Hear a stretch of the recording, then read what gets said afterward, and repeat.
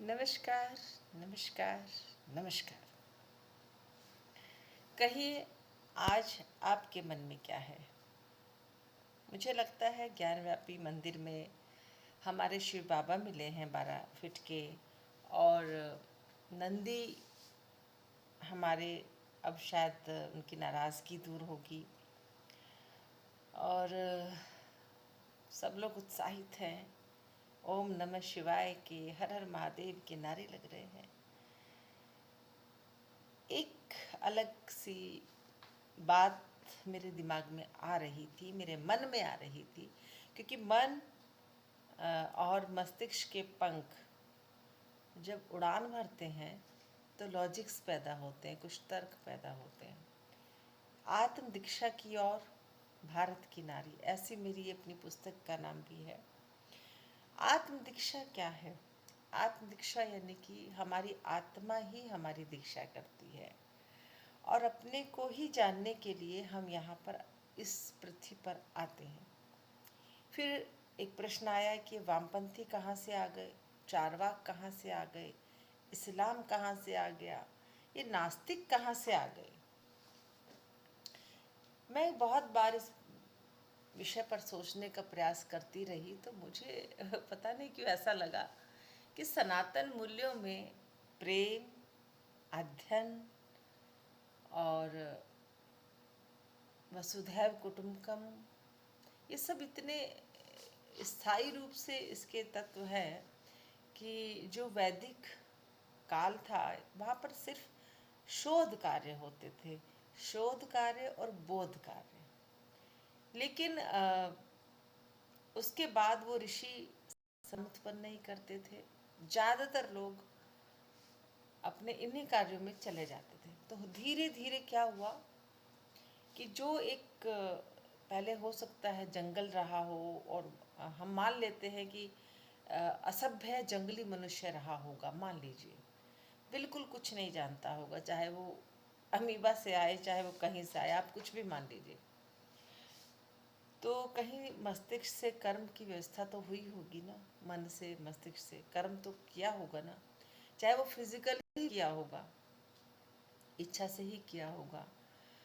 और जो प्रकृति ने स्त्री पुरुष को प्रजनन अंगों के साथ दिया, वो आकर्षण का कारण बने होंगे किसी न किसी तरह। जैसे आप देखते हैं कि पशु में भी ऐसी स्थिति होती है कि वो बोलते भी नहीं है लेकिन फिर भी प्रकृति ने उनको इसके लिए तैयार करके भेजा है।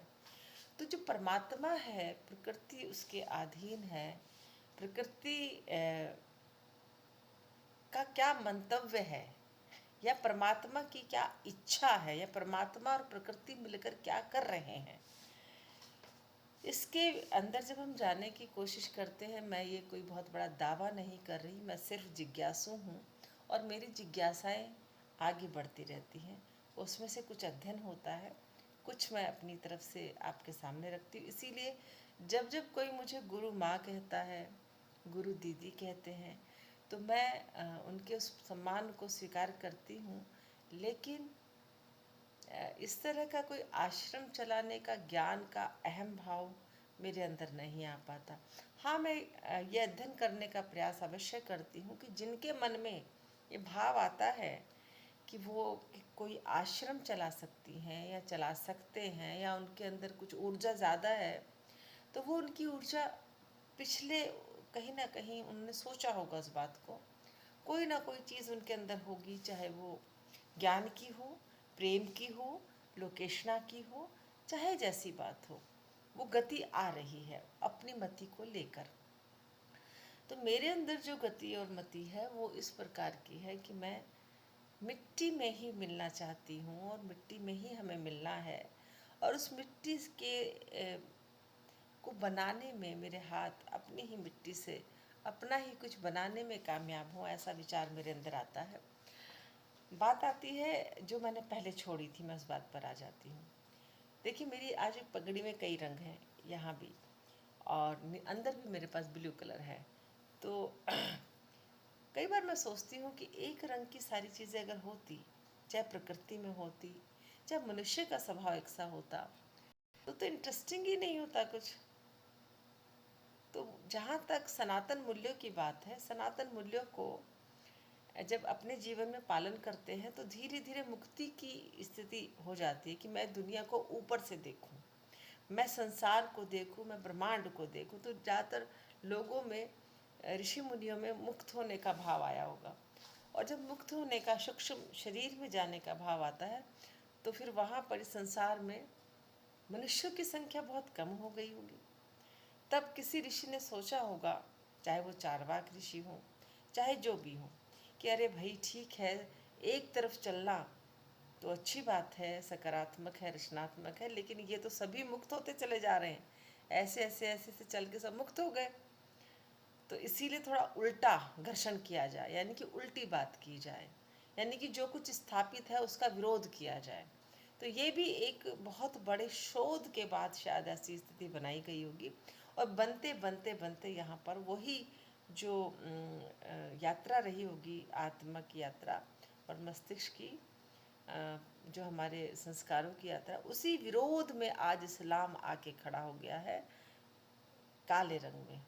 या हमारे मंदिरों को तोड़ने की स्थिति की जो उनकी जो ऊर्जा आई है, जो इच्छा शक्ति आई है, वो उसी वजह से आई कि हमें तो सिर्फ बच्चे पैदा करने हैं और बच्चा सुधारण करना है। यानी कि सनातनियों, अब तुम्हारा प्रेम कहाँ है, तुम्हारा वसुधैव कुटुंबकम कहाँ है, तुम कहाँ हो? अब अपने मूल्यों को परख लो, क्या तुम रह सकते हो, क्या तुम संतान भी पैदा कर सकते हो साथ साथ। तो जो प्रश्न निकल के आया वो ये निकल के आया, उत्तर भी आया है कि सनातन मूल्यों की स्थापना को बनाए रखने के लिए हमें संतान उत्पत्ति भी करते रहना होगा। जो हमने पालन किया है, जैसे प्रेम विवाह किया है, तो अपने उस प्रेम को अपने बच्चों में हमें लाना है। और उस प्रेम के माध्यम से जो और कुछ हो सकता है, तो बच्चों की संख्या कम नहीं करनी। अल्टीमेट जो मुझे लास्ट में समझ में आया कि अगर 2 हैं माता पिता, तो 2 कम से कम पैदा करने हैं। तो इससे क्या है कि वो बैलेंस बना रहेगा, वो मूल्यों की उत्कृष्टता आती रहेगी। और हमारे चारवाक ऋषि जैसे लोगों को ये सोचना नहीं पड़ेगा कि भाई अब ऐसा है, केवल संतान उत्पत्ति करने के लिए वामपंथी बनाए या सिर्फ चैलेंज पैदा करे, एंटी क्लॉक चलकर। ये बहुत हो चुका है। हमारे संविधान ने स्वीकार्यता दी है और संवाद स्थापित करने की, हमें अभिव्यक्ति के अधिकार की, जो कि मेरे चैनल में ऊपर लिखा भी है, अगर आप देखेंगे तो सभी प्रकार का न्याय, अभिव्यक्ति, पंथ निरपेक्षता और हमारा जो समाजवाद है, हम जो अपने अखंड राष्ट्र की बात करते हैं, सौहार्द की बात करते हैं, ये सब हमारी भारतीय संस्कृति है। मेरी इच्छा करती है कि मैं मल्टी कलर की पगड़ी पहनूं और अपनी बात को रखूं। देखते हैं, शायद मैं बनवा पाऊँ, नहीं तो तब तक मैं अपने इसी अंदाज को आपके सामने रखूंगी।